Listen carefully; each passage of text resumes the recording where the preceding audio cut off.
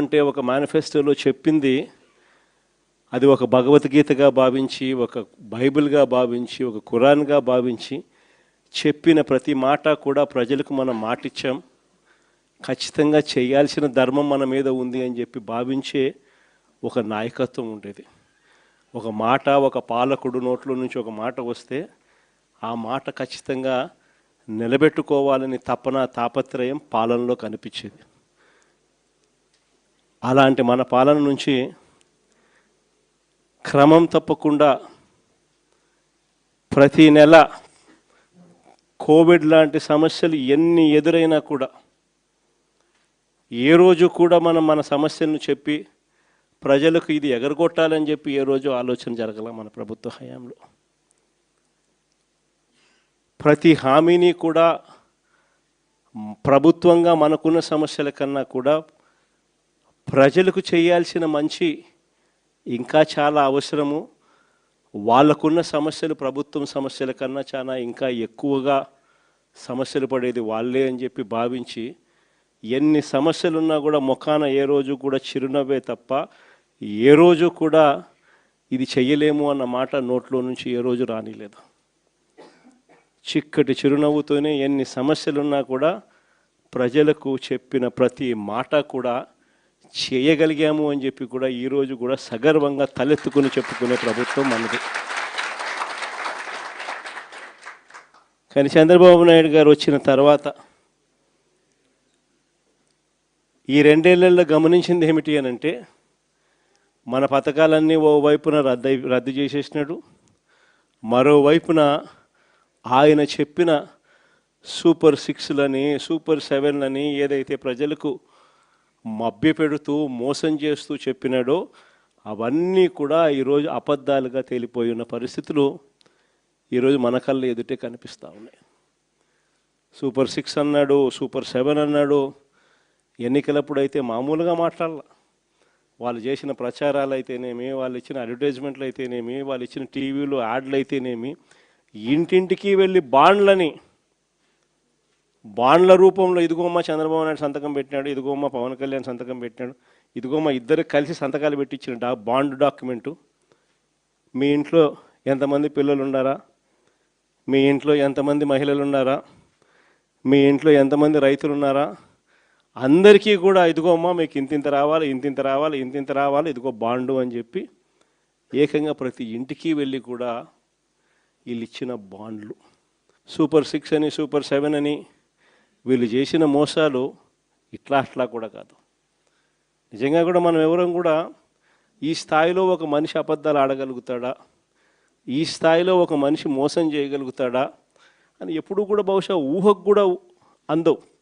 ఎందుకంటే మామూలుగా ఇట్లాంటి అబద్ధాలు, ఇట్లాంటి మోసాలు ఎవరైనా చేస్తే 420 అని చెప్పి కేసు పెట్టి జైల్లో పెడతారు.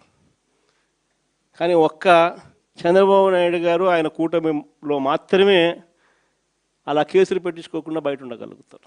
మన కళ్ళ ఎదుటే కనిపిస్తూ ఉన్న వాస్తవమైన స్వరూపం ఈరోజు రాష్ట్రంలో ఇది.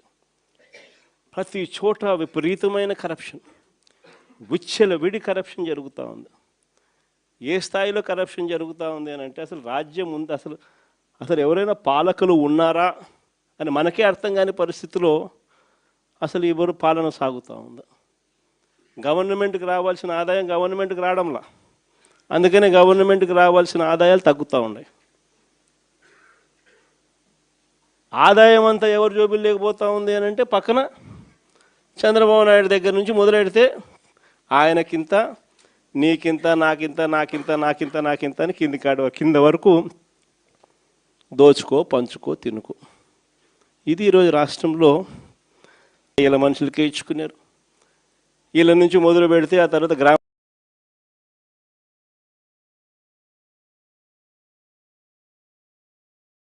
పార్టీ నాయకులకు, కార్యకర్తలకు,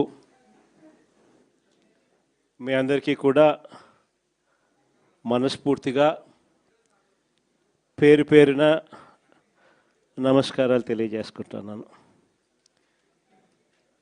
ఈరోజు మనమంతా కూడా దాదాపుగా 2 సంవత్సరాలు చంద్రబాబు నాయుడు గారు ప్రభుత్వం వచ్చి 2 సంవత్సరాలు అయిపోవస్తూ ఉంది. ఇక మరో 3 సంవత్సరాల్లో మాత్రమే మిగిలి ఉన్న పరిస్థితులు కనిపిస్తూ ఉన్నాయి. ఈ 2 సంవత్సరాలలో చంద్రబాబు నాయుడు గారి వల్ల ప్రజలకు కానీ, అక్క చెల్లెమ్మలకు కానీ, మరీ ముఖ్యంగా ప్రజల్లో ఉన్న అక్క చెల్లెమ్మలకు కానీ, ప్రజల్లో భాగంగా ఉన్న రైతన్నలకు కానీ, ప్రజల్లో భాగంగా ఉన్న మరీ ముఖ్యంగా యువతకు కానీ, ఏ ఒక్క సెక్షన్కైనా కూడా కనీసం ఒక్క మంచన్నా జరిగిందా అని చెప్పి నేను అడుగుతా ఉన్నాను ఈరోజు.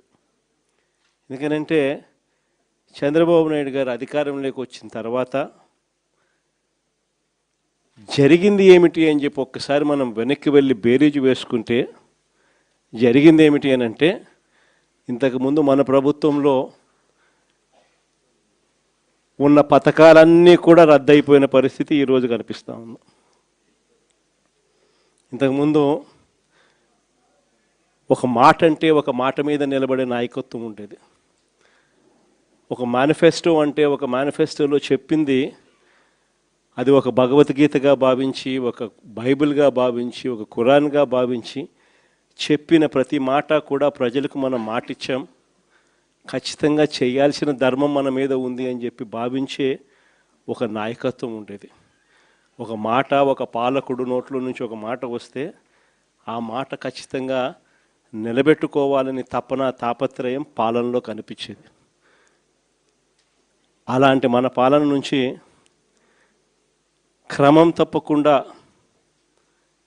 ప్రతి నెల కోవిడ్ లాంటి సమస్యలు ఎన్ని ఎదురైనా కూడా ఏ రోజు కూడా మనం మన సమస్యలను చెప్పి ప్రజలకు ఇది ఎగరగొట్టాలని చెప్పి ఏ రోజు ఆలోచన జరగల మన ప్రభుత్వ హయాంలో. ప్రతి హామీని కూడా ప్రభుత్వంగా మనకున్న సమస్యల కన్నా కూడా ప్రజలకు చేయాల్సిన మంచి